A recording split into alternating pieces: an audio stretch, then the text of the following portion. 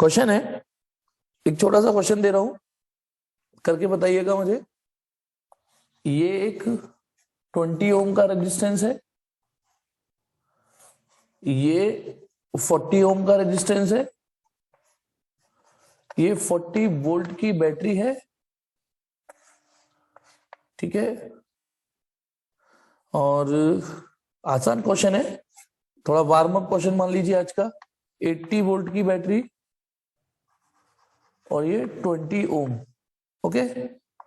अब इस सर्किट में करंट का कुछ स्ट्रक्चर खुद ही दे रखा है। इसमें I1, इसमें I2, इसमें I3, ओके।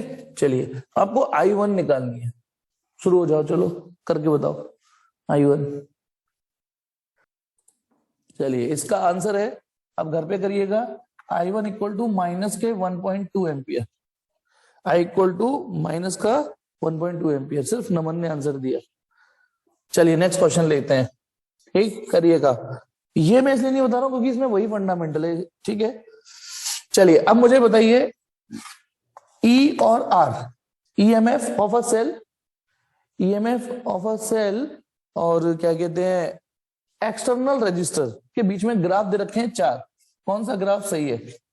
EMF और R के बीच में ग्राफ, EMF और R के बीच में ग्राफ। एक मिनट, इनमें से कौन सा ग्राफ ठीक है? ABCD, this is ABCD। हाँ नमन, फिर से नमन जीत गया।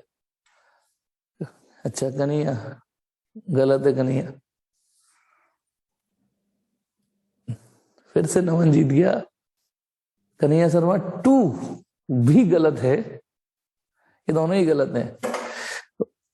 बेकार है यार रिवीजन करना। 3 लोगों ने आंसर दिया, बाकी तो आंसर ही नहीं दे रहे।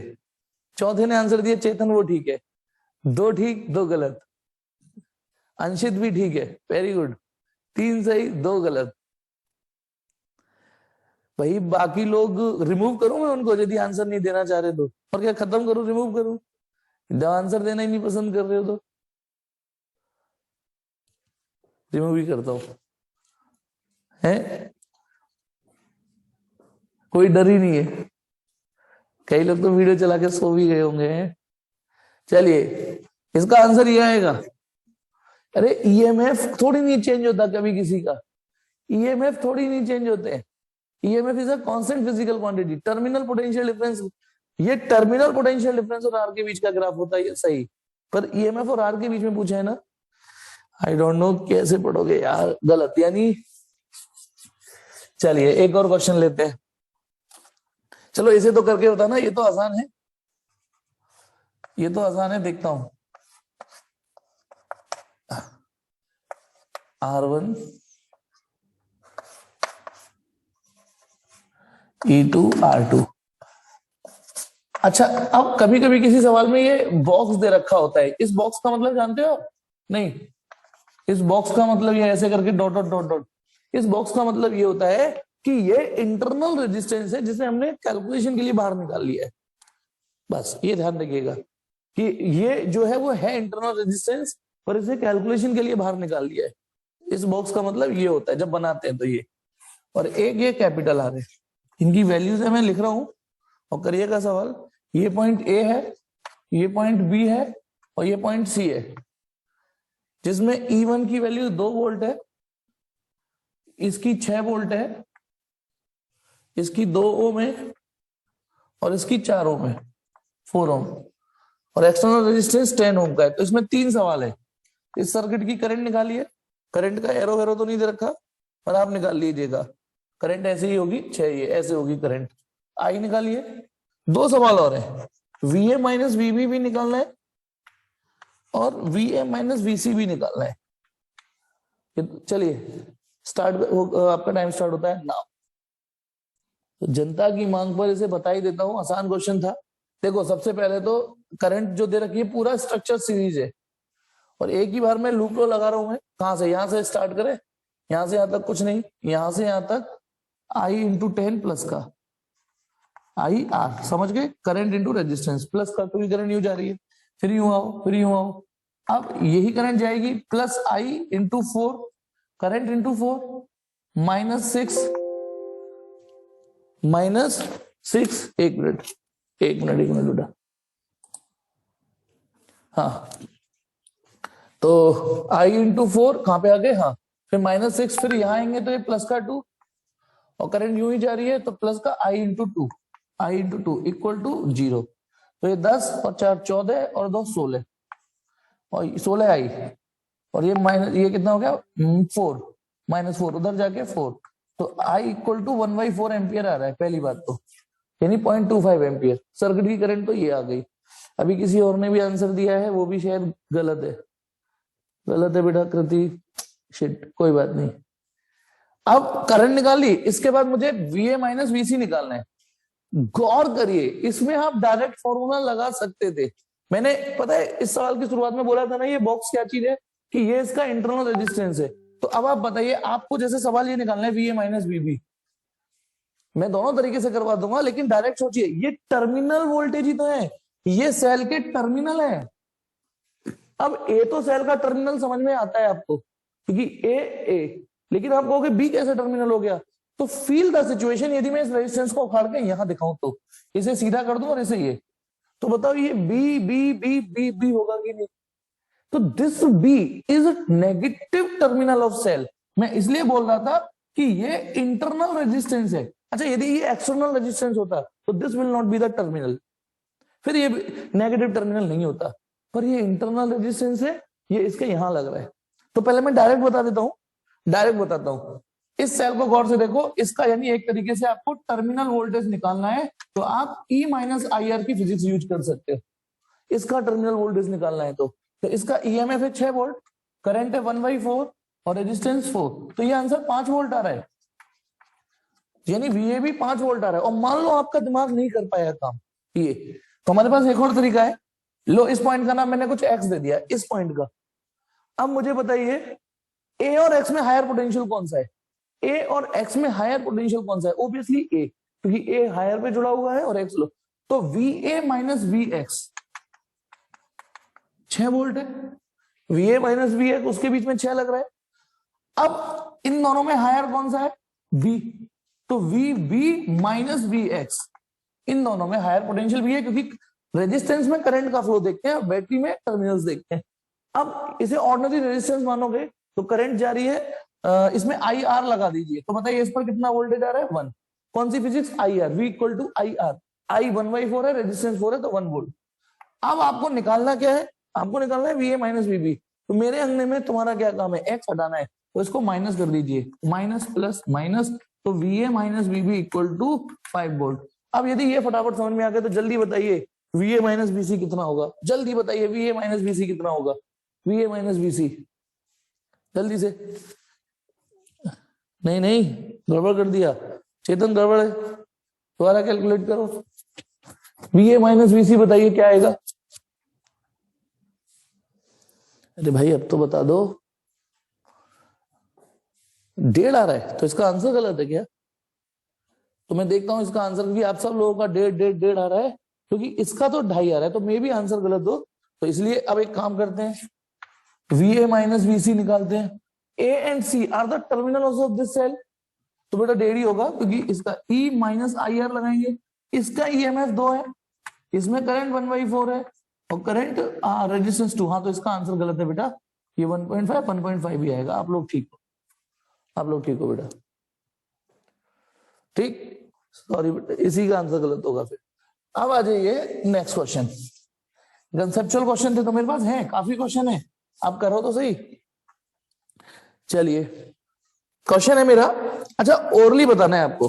कंसेप्चुअल है, 2 रजिस्टर है R1 और R2, R1 R2, ठीक है। मैं क्वेश्चन को पढ़ नहीं रहा हूं, क्वेश्चन को पूरा खोल के बता रहा हूं क्या पूछा है। एक बार हमने इन्हें सीरीज में जोड़ा, एक बार हमने इन्हें पैरेलल में जोड़ा। सबको पता है सीरीज में क्या इफेक्ट आता है, पैरेलल में किससे जोड़ा? एक कोई सेल है, ये सुनना, एक बार इसका सीरीज कॉम्बिनेशन जोड़ा, यानी यहां से लेके यहां पर, या तो इन दोनों का एक बार सीरीज कॉम्बिनेशन जोड़ा, यहां से है ना, और एक बार पैरेलल कॉम्बिनेशन जोड़ा, तो दोनों में किस कॉम्बिनेशन में टर्मिनल वोल्टेज ज्यादा आएंगे? मतलब यदि मैं इनको सीरीज में जोड़ दूं तब टर्मिनल वोल्टेज ज्यादा आएंगे, या इनको पैरेलल में जोड़ दूं तब सेल के टर्मिनल वोल्टेज ज्यादा आएंगे? तो जल्दी बताइए। हाँ नमन वेरी गुड, चेतन वेरी गुड। अब ये कितने लोगों को लगता है कि मैं बता दूं? सवाल ये कि इनको सीरीज में जोड़ा, सवाल ये है इसमें जोड़ा। कन्हैया तेरी किस्मत खराब है, आज दिन खराब है। जयंत गलत है, गलत है, गलत है। हाँ कितने लोगों को लगता है कि ये मैं बताऊं? सोनम गलत है, गलत। अब इसमें तो दो ही ऑप्शन है, चार नहीं है। ये वाला, इसमें ज्यादा टर्मिनल वोल्टेज आएंगे। क्यों? क्यों आएंगे? टर्मिनल वोल्टेज का फॉर्मूला होता है E माइनस आई आर। अब इस सवाल में E और R कांस्टेंट है ना, क्योंकि वही सेल है, वही इंटरनल रेजिस्टेंस है, तो जिसमें करंट कम होगी उसमें टर्मिनल वोल्टेज ज्यादा आएंगे, क्योंकि ये माइनस का फैक्टर है, घट रहा है। जितना ये फैक्टर कम से कम आएगा उतना ये आंसर ज्यादा आएगा। तो अब सुनना, जिसमें करंट कम होगी, अब करंट किसमें कम होगी? सीरीज। अब तुमको एक सीरीज और पैरेलल का फैक्ट पता होना चाहिए ना। हाँ क्या कह रहा है? हाँ आ रहे हैं बेटा, नमन आपके मैसेज आ रहे हैं।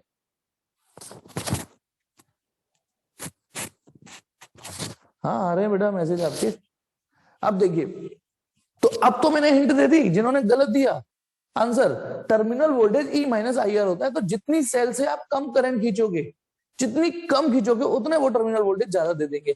अब सीरीज में रेजिस्टेंस बढ़ जाता है, सीरीज ग्रुपिंग करी इसलिए जाती है कि रेजिस्टेंस बढ़ जाए, और पैरेलल ग्रुपिंग में रेजिस्टेंस घट जाता है।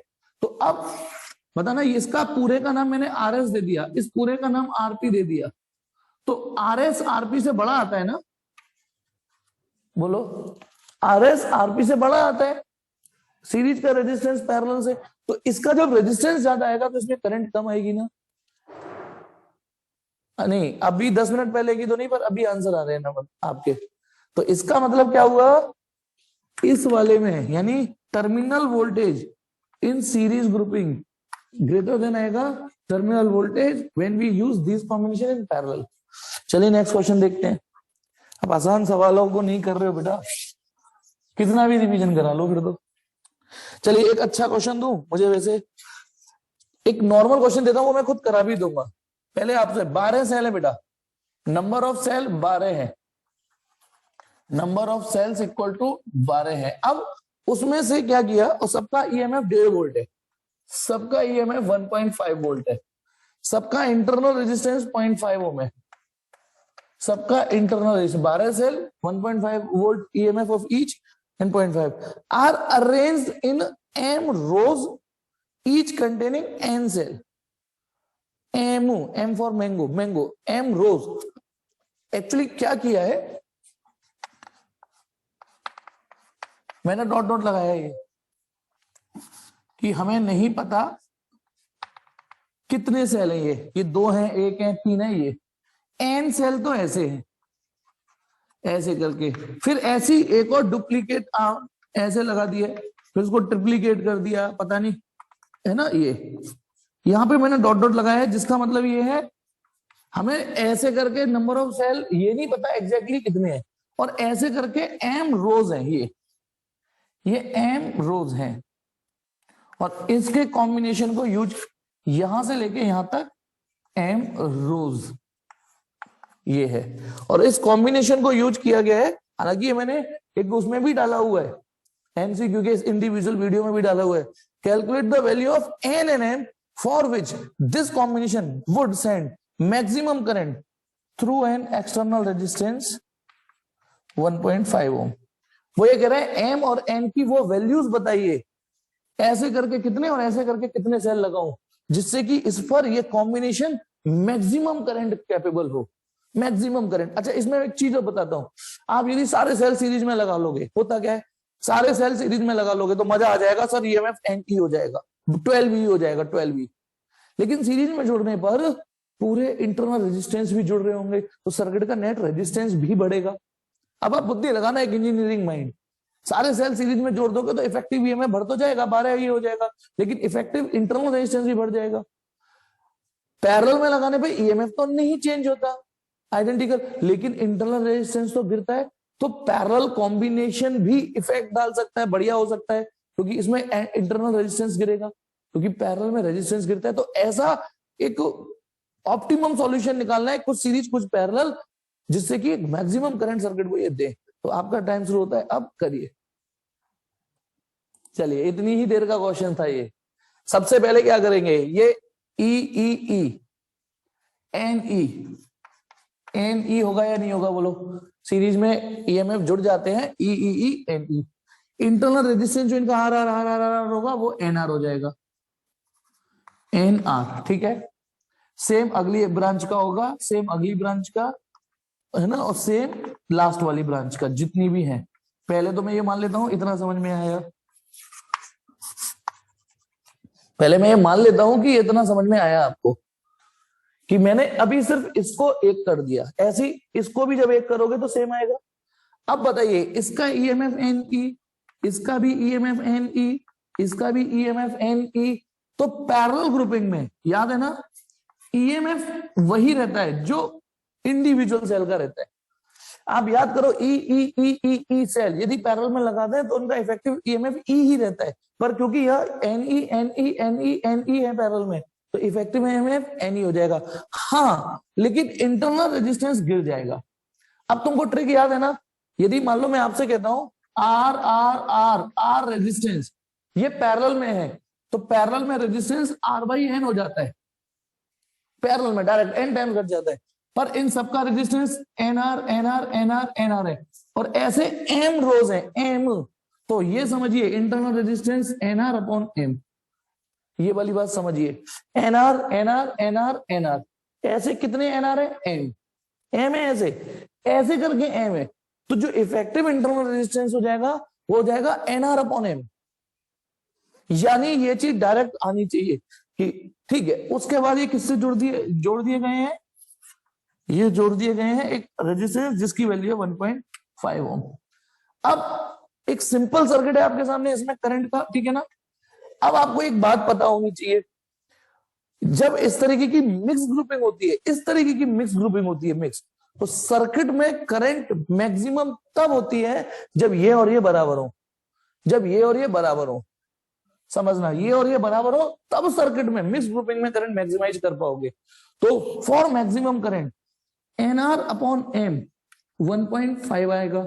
अभी आप करेंगे सवाल जिसमें आर की वैल्यू 0.5 है, इसे 0.5 रख रहा हूं, इसे 0.5 रखूंगा तो ये N upon M equal to 3 हो गया बेटा, याद रखना। इसे मैंने 0.5 रख दिया ना, 0.5 से ये कट जाएगा 3 बार। एक इक्वेशन एन और एम में ये बनी। एक बताना टोटल नंबर ऑफ सेल हमारे पास कितने हैं, 12। तो ये इंटू ये 12 आएगा ना, ये भी समझिए, एम इंटू एन 12। क्यों 12 आएगा, 1 2 3 4 5 6 ऐसे करके गिनोगे तो नंबर ऑफ सेल ऐसे कितने हैं, एन, ऐसे N, N into 1, N into 2, N into 3, N into M, 12 हो गए ना। तो एक इक्वेशन ये रही, एक इक्वेशन ये रही। अब इसमें सॉल्व करिए, क्वाड्रेटिक इक्वेशन बन सकती है। चलो मैं रख देता हूं, बताओ, एक M into N equal to 12, तो एन की वैल्यू रख देता हूं, एन की वैल्यू है 3m, भाई एन को वहां ले जाओ, 3m equal to 12, M square equal to 3 चौक 12, M equal to plus minus 2 पर आपको पता है -2 तो होगा, M equal to 2, N equal to 6। चलिए बेटा, ये इंपॉर्टेंट क्वेश्चन है, आना चाहिए आपको। कितने लोगों को बेटा समझ में आ गया, थोड़ा मुझे मोटिवेट करो कि मैं जबरदस्ती हवा में तीर मार रहा हूँ, कंजड़ों को की नींद आ रही होगी। आया समझ में या नहीं, ये चीज समझ में आई। और ये डायरेक्ट याद कर लीजिए कि ग्रुप मिक्स ग्रुपिंग में करंट मैक्सिमम तब होती है जब ये और ये बराबर हो, ध्यान रखना। इंडिविजुअल सेल के लिए नहीं कह रहा हूं मैं। चलो एक और सवाल करते हैं, करके बताइएगा। देखिए 2 वायर है, मैं आपके लिए पूरा क्वेश्चन, ये 2 वायर है ना, दोनों की रेजिस्टिविटी सेम है, तो यहाँ रो और रो लिख देता हूं, है ना। 2 वायर है, वायर नंबर 1, वायर नंबर 2, दोनों की रेजिस्टिविटी एक जैसी है। लेकिन उनके जो क्रॉस सेक्शनल एरियाज है, मानो इसका एरिया A1 है, क्रॉस सेक्शनल इसका A2 है, इसकी लेंथ L1 है और इसकी लेंथ L2 है, ठीक है। तो सवाल में दे रखा है कि इनके जो एरिया है वो तो 2:3 में है और इनकी जो लेंथ है वो 1:2 में दे रखी है। मतलब ये थोड़ी लेंथ में कमजोर है, ये लेंथ में दुगना ही है 1:2 और एरिया 2:3 दे रखा है, क्रॉस सेक्शनल एरिया, ठीक। रेजिस्टिविटी सेम है। अब इसमें दो क्वेश्चन है कि एक बार हमने इसे सीरीज में जोड़ा, मान लो आप एक काम करो, इस रेजिस्टेंस को R1 बोल दो, इसको R2 बोल देता हूं, है ना। तो सवाल यह है कि एक बार हमने इन्हें सीरीज में जोड़ा, R1, अच्छा रेजिस्टेंस का सिंबल बना के जोड़ देता हूं, ये R1 और ये R2, एक बार हमने इन्हें सीरीज में जोड़ा किसी सप्लाई से, तो आपको करना क्या है, find out the ratio of drift speed of the electron in the two wire. यानी अब जो करंट जारी होगी तो इलेक्ट्रॉन भी ड्रिफ्ट कर रहे होंगे, तो आपको drift speed in this wire and drift speed in this wire, drift speed in wire 1, VD माने ड्रिफ्ट स्पीड इन वायर 1 अपॉन ड्रिफ्ट स्पीड इन वायर 2, जब इनको हमने सीरीज में जोड़ा यानी इस फिगर में, तब ये रेशियो निकालना है। फिर इसमें दूसरा सवाल पूछा है कि यदि मैं इन दोनों वायरों को पैरेलल में जोड़ दूं, वो दूसरा सवाल है, रिफ्रेश कर लेना, इनको पैरेलल में जोड़ा है, ठीक है, किसी सप्लाई से, तो करंट इसमें ऐसे ऐसे जाएगी, तो इसका मतलब इलेक्ट्रॉन तो ड्रिफ्ट होंगे। तो अब फिर से ड्रिफ्ट स्पीड इन वायर 1, ड्रिफ्ट स्पीड इन वायर 2, इस सिनारियो में निकालना है। किस सिनारियो में, जब ये हमने इन्हें पैरेलल में जोड़ा है। तो शुरू हो जाइए, करके बताइए, पहले अपनी बुद्धि लगाइए। देखिए मैं बताता हूं कैसे करेंगे। देखिए सबसे पहले जब आप इस सवाल को कर रहे हो तो इसके हो जाओ, आपको इस वायर में और इस वायर में ड्रिफ्ट स्पीड का रेशियो निकालना है। हाँ चेतन ठीक है वो वाला। अब इधर देखिए, इसमें और इसमें ड्रिफ्ट स्पीड का रेशियो निकालना है। तो बेटा ये सीरीज में है तो करंट तो सेम होगी ना, करंट सेम होगी। अच्छा ये बताओ, ये जो करंट है मान लो I1 बोल दूं, तो NEAVD ये करंट का फॉर्मूला होता है किसी भी वायर में। अब जब ये फॉर्मूला आप R1 पे लगाओगे तो current I1 equal to number density, charge on electron A1 VD1 ऐसे तो लिखोगे। और जब ये फॉर्मूला इस वायर पे लगाओगे तो नंबर डेंसिटी E A2 और VD2। अब आप कहोगे देखो एरिया अलग अलग दे रखा है इसलिए मैंने एरिया को अलग अलग लिखा 1 2, ड्रिफ्ट स्पीड का रेशियो पूछा इसलिए D1 D2 लिख दिया।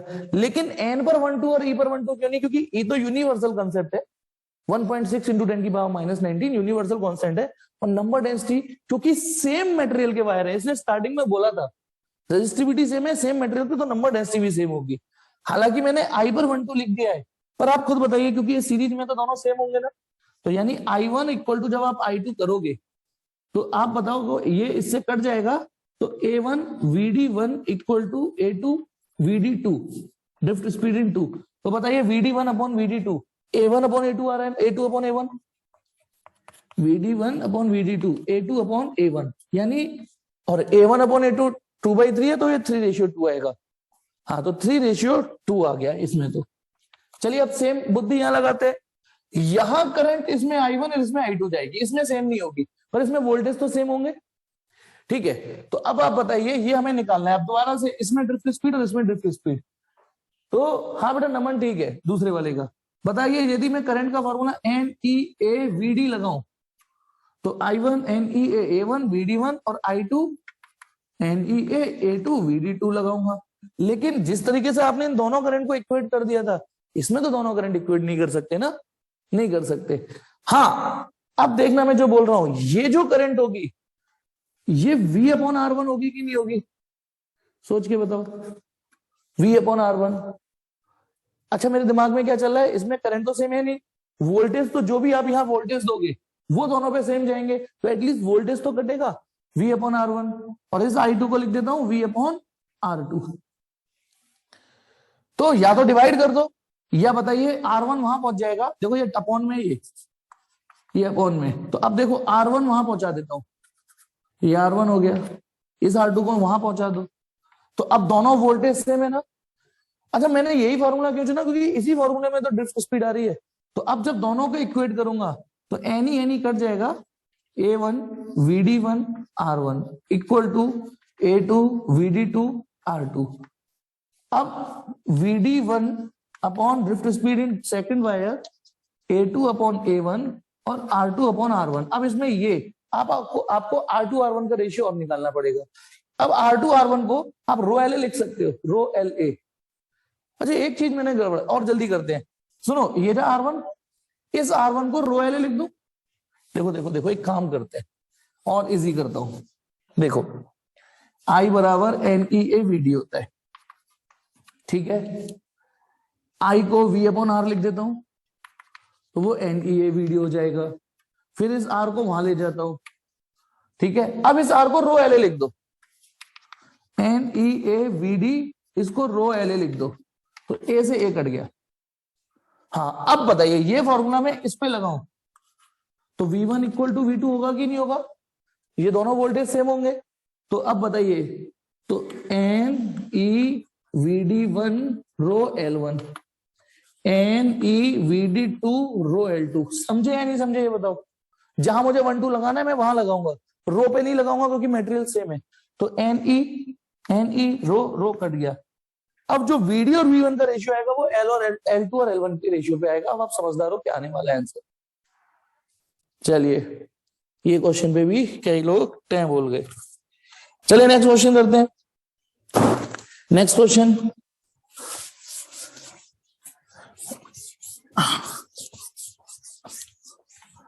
क्वेश्चन है एक मीटर ब्रिज दे रखा है।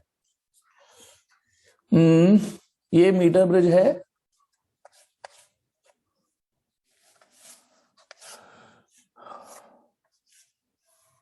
ठीक है।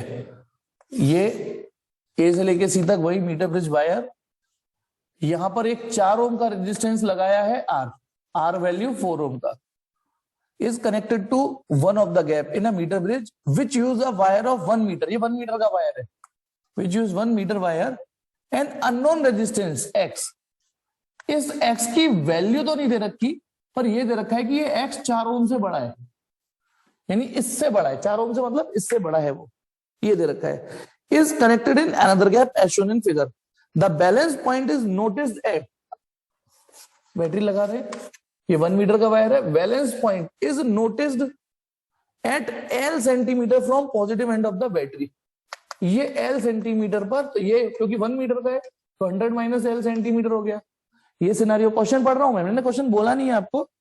अब क्या कह रहा है वो, on interchanging R and X। जब मैंने R को X और X को R की जगह, अब क्वेश्चन सुन लीजिए, on interchanging R and X it is found that balance point further shift by 20 centimetre from end A away. मतलब जैसे ही मैंने आर और एक्स को इंटरचेंज किया तो बैलेंस पॉइंट यहां ना आके 20 सेंटीमीटर और दूर हो गया। तो calculate the value of x. शुरू हो जाइए, करिए। इस सवाल को एक आम जिंदगी से कराता हूं जिसका बेसिक्स इतने क्लियर नहीं है।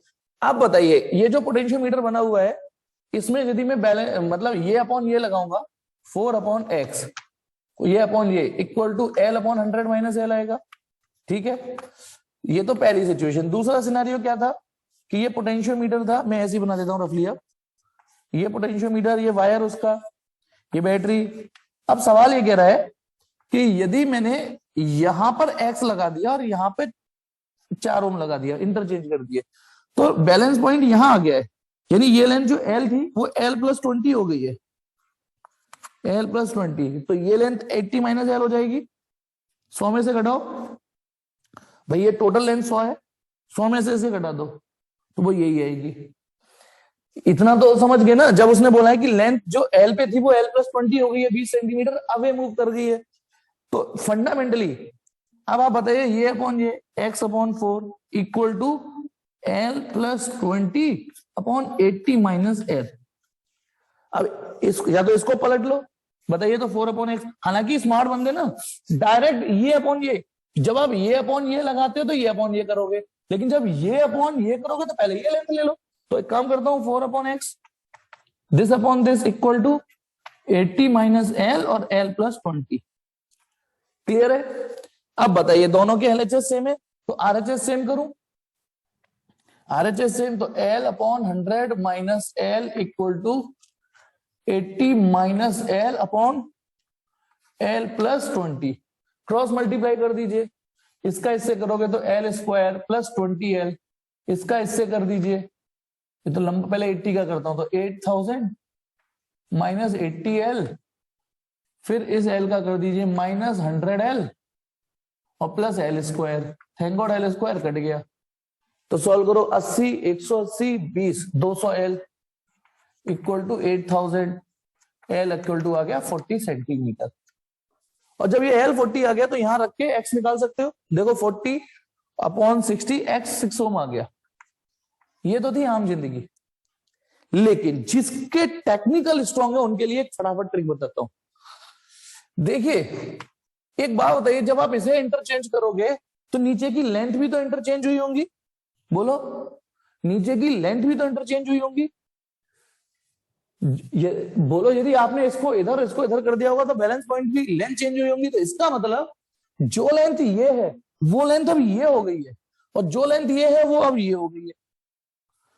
समझना, जब आपने इसको इधर स्विच किया तो ये वाला लेंथ उधर चल जाएगा। अच्छा ये बताओ, यदि ये 25 सेंटीमीटर है और ये 75 है, इमेजिन करो 25 75, तो जब इंटरचेंज करोगे तो ऊपर का रेशियो पलट गया, तो ये 75 ये 25 हो जाएगा।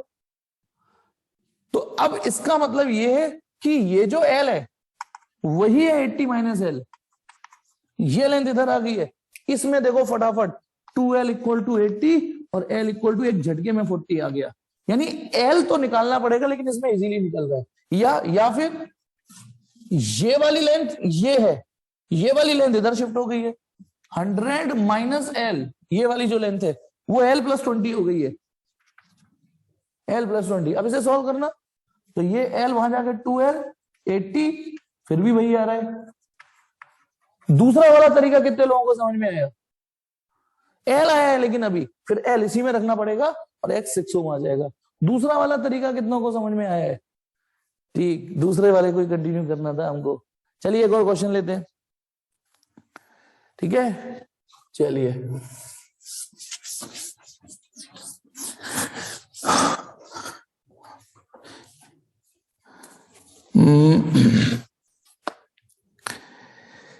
फिर से मीटर ब्रिज है, देखते हैं क्या है।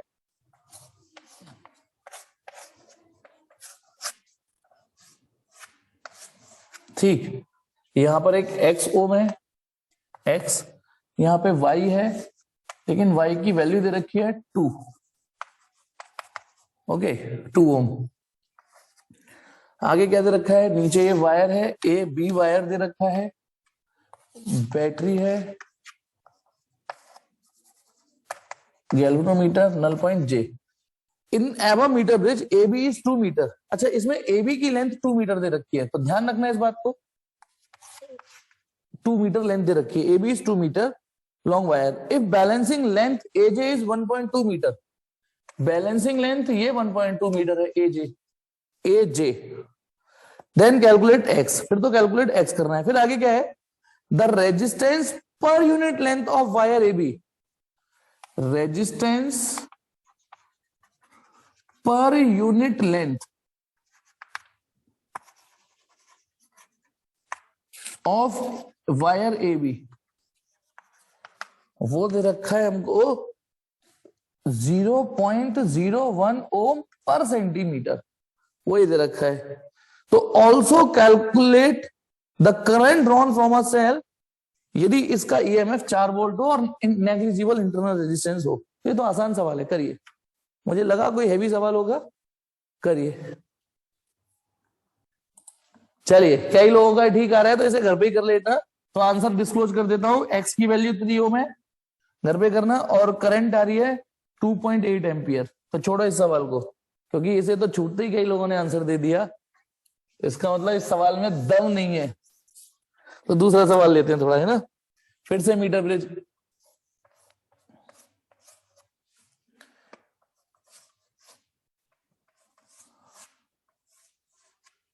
ठीक है, ये रहा A, ये रहा C, ये C पॉइंट बोला है इसमें। यहां पर X लग रहा है, यहां Y लग रहा है, और ये पॉइंट B है। गैल्वेनोमीटर यहां कहीं सिचुएशन पे पड़ा हुआ है, ये बैटरी है। अब सवाल पढ़ता हूं मैं। In ever metre bridge the null point is found to be 60 centimetre away from end A, लिखते चलना बेटा, ये चीज है कुछ वैल्यूज कि 60 सेंटीमीटर पर नल पॉइंट मिला ए से, यानी ये लेंथ ए जे कितनी है, ए जे लेंथ 60 सेंटीमीटर है, ठीक है। फिर आगे क्या कह रहा है वो, when a resistance of 15 ohm is connected in series with Y, सुनना, जब हम R equal to 15 ohm in series with Y, तो क्या देखा गया, the null point is found to shift by 10 centimetre.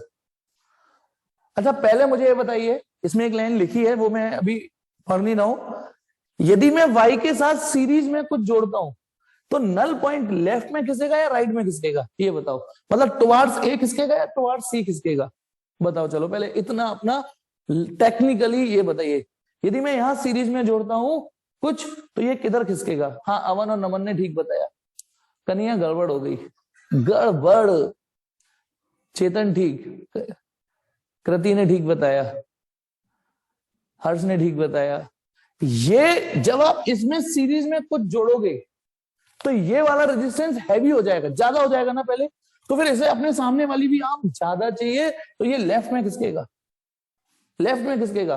वो वैल्यू दे रखी है, null point is found to shift by 10 centimetre towards A, तो when R equal to 15 ohm is in series with Y, तो नल पॉइंट 10, हल्की सी hint लिख दी मैंने 10 centimetre, और ये हालांकि इसमें ले रखा है, दिख रखा है कि 10 सेंटीमीटर टुवर्ड्स ए, लेकिन ये आपको ऑलरेडी पता होना चाहिए कि वो एक ही ओर ही खिसकेगा, कोई चॉइस नहीं है। फिर आगे क्या दे रखा है, find the position of null point, find the position of null point if a resistance of 30 ohm were connected in parallel with Y. सवाल ये है, तो यदि R equal to 30 ohm in parallel with Y लगा दिया जाए, तो उसने बोला है नल पॉइंट कहां आएगा। अब आपको जो भी नल पॉइंट आएगा वो लेंथ निकालनी है, जो भी अब आएगा करिए। चलिए मैं फटाफट बताता हूँ। हाँ अंशित का आ गया बेटा, अंशित वेरी गुड, नमन और अंशित ये दोनों ठीक। तो देखो पहला सिनेरियो ये कि एक्स या वाई है, वैल्यूज तो हमें नहीं दे रखी, तो पहली सिचुएशन माना ये लेंथ नहीं, माना क्या ये दे रखी है, ये 60 ये 40, तो एक्स अपॉन वाई कितना आ रहा है 60 अपॉन 40, ये पहली कंडीशन हो गई, पहली सिचुएशन। अब दूसरी सिचुएशन है कि जब R equal to 15 ohm in series लगाया, तो ये तो एक्स रहेगा, वो वाई प्लस 15 हो जाएगा। तो सवाल कह रहे हैं नल पॉइंट 10 सेंटीमीटर खिसक गया, तो नल पॉइंट 10 का मतलब इधर से लेंथ 70 हो जाएगी, उधर से 30 हो जाएगी। देखना दूसरा वाला इक्वेशन समझ में आ गई इस वाले केस के साथ। ये तो पहला फ्री था जो सवाल में नेचुरल दे रखा है, फिर ये चुल करने के बाद ये इक्वेशन बनेगी। अब नीचे इसमें y प्लस 15 आएगा क्योंकि वो 15 ओम का और लग चुका होगा। अब तीसरा उसने पूछा है, वो लेंथ हमें नहीं पता तीसरे सिनारियो की, लेकिन ऊपर का तो सीन पता है ना, ऊपर है x और नीचे आएगा, नीचे क्या आएगा y और 30 ओम का पैरेलल कॉम्बिनेशन, वो आएगा R1 R2 upon R1 plus R2 equal to L upon 100 minus L। कुछ क्वेश्चन में दिया था क्या, एक मिनट, नहीं सिर्फ इतना ही दे रखा था। तो कृति बेटा समझना, जब इसमें ये x हो जाए और ये पैरेलल में हो जाए इसके संग 30, इसके साथ 30, तो उस केस में उन दोनों का पैरेलल ग्रुपिंग होगी R1 R2 upon R1 plus R2। तो वो ही मैंने इस x अपॉन दिस यूज किया है, ठीक है, इक्वल टू दिस। तो यहां से एक काम करते हैं, x अपॉन वाई। अब इसमें इक्वेशन बना के सॉल्व करोगे या मैं कुछ मदद करूं। y प्लस 15 गलत है मतलब, एक मिनट मैं पढ़ लूं सवाल, कुछ गड़बड़ बता रहे बच्चे। In our meter bridge, the null point is found to be 60 centimeter away from end A. When x and y is shown, when a resistance of 15 ohm is connected with series. Oh sorry बेटा गलत हो गया, जब यहाँ series y करूंगा 15 तो वो null point इधर किसका था, सॉरी नल पॉइंट इधर किसका था, माई मिस्टेक, आई एक्सेप्ट। तो ये 50 हो जाएगा, तो ये 50 हो जाएगा, सॉरी। अब तो ठीक है, वो मैंने जल्दबाजी में ध्यान नहीं दिया, समझा तो दिया था कि ये इधर खिसकेगा। हाँ तो बताना, जब ये इधर 10 सेंटीमीटर खिसक गया होगा तो वो 50 हो गई होगी, और फिर उधर से भी 50 बची होगी। तो यहां से एक इक्वेशन क्या आ गई आपकी निकल के, अब आप समझ जाओ क्या आ रही है ना, कर पाओगे। और फिर तीसरी इक्वेशन जब ये x है और ये इतना है तो x upon 30y y plus 30 l upon 100 minus l। अब कर लोगे या मैं कुछ मदद करूं? अब कर लोगे या मैं मदद करूं? मैं बताऊं क्या कर सकते हो इसमें, हो जाएगा? अब करो तो बचे हुए लोग, करो करो। कितनी देर लग गई? हाँ ठीक है कृति। अब आएगा जो फाइनल आंसर आएगा वो 75 सेंटीमीटर आ रहा है, 75 सेंटीमीटर। चलिए 2 क्वेश्चन में होमवर्क में दे रहा हूं, ठीक है, फिर कल बात करेंगे। 2 क्वेश्चन है उसको देखो। एन आइडेंटिकल सेल है, सुन लीजिए एन। अच्छा एक बार में मैसेज नहीं जा पा रहे। एन आइडेंटिकल सेल है, ईच ऑफ ईएमएफ ई, सुन लो एन आइडेंटिकल सेल है, each of EMF are connected in series. आपके लिए हमने सर्किट भी बना दिया। सबका ईएमएफ ई ई ई ई है, सबका इंटरनल रेजिस्टेंस एक जैसा है, R R R. R charged by a DC source of EMF E dash. अब बताइए, ये मैंने अभी कल परसों ही बताया था, ये पोलैरिटी सही लगाई है मैंने नहीं? ये बताओ ऐसे लगेगी या पलट के लगेगी? बताइए। हाँ सर नहीं है, बिल्कुल ठीक। ये पोलैरिटी मैंने ठीक लगाई है या पलट के लगेगी? बिल्कुल ठीक, सही लगाई है, क्योंकि उसने बोला है कि इन्हें हम चार्ज कर रहे हैं, तो फिर इसकी करंट ऐसे होनी चाहिए जो उसमें घुसे, तो ये सही लगाई है। तो ठीक है ना, R charge by EMF E dash using R resistance R, कहीं पे कैपिटल आर लगा दीजिए। तो आपको करना क्या है इसमें? 3 चीजें। ड्रॉ द सर्किट अरेंजमेंट, वो मैंने कर दिया। Deduce an expression for the charging current, एक तो आपको आई निकालना है, इस सर्किट में जो भी आई दौड़ रही है वो करंट का एक्सप्रेशन निकालना है। एक्सप्रेशन नहीं निकाल पाओगे क्योंकि न्यूमेरिकल वैल्यू तो है नहीं। और the potential difference across the combination of cell, यहां से लेके यहां तक का पोटेंशियल डिफरेंस निकालना है, ठीक है। तो चलिए दोनों आंसर में लिख देता हूं, घर पे मैच करिएगा। I E dash minus N E, ये आसान सवाल है, देखने में भले ही आपको ऐसा लग रहा हो। तो आई का एक्सप्रेशन तो ये आएगा, और जो टर्मिनल वोल्टेज या यहां से यहां तक के जो पोटेंशियल डिफरेंस का आएगा वो कॉम्बिनेशन आएगा E dash R plus N R minus 1 plus N E upon R plus N R. इसका स्क्रीनशॉट ले लीजिए। एक तो ये सवाल होमवर्क में करना है, ठीक है, होमवर्क में। और एक एनसीईआरटी का, वैसे तो ऑलमोस्ट मैं सारे करा चुका हूं, और मुझे शायद उस समय ये भी याद नहीं आ रहा है, जब करा रहा था उस समय करा भी दिया होगा। एक बार क्वेश्चन नंबर 3.16 करेंगे एडिशनल का। कौन सा? 3.16 एक्सरसाइज का। बाकी मैं सारे करा चुका हूं। एक बार एडिशनल, इसके जरूर एडिशनल कर लीजिएगा प्लीज, इसके एडिशनल कर लीजिएगा प्लीज, है ना। और फिर कल मिलते हैं कुछ नए सवालों के साथ। प्लीज बेटा प्रैक्टिस करिए।